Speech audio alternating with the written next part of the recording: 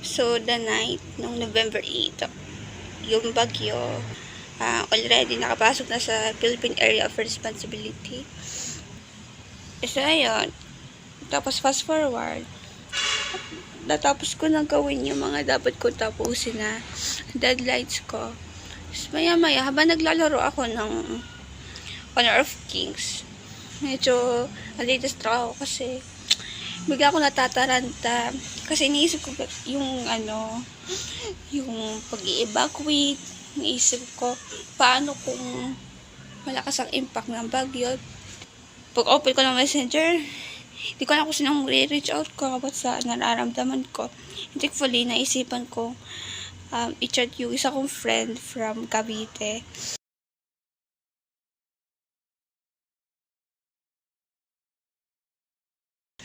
Natataranta na talaga ako nung nag-chat ako.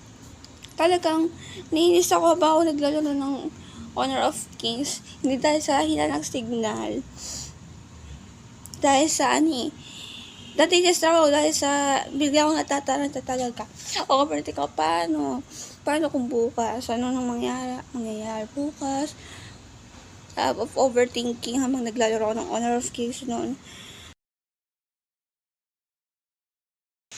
Currently cooking pancit canton. Tapos malakas pa rin ang hangin dito sa labas. Literal na maginaw.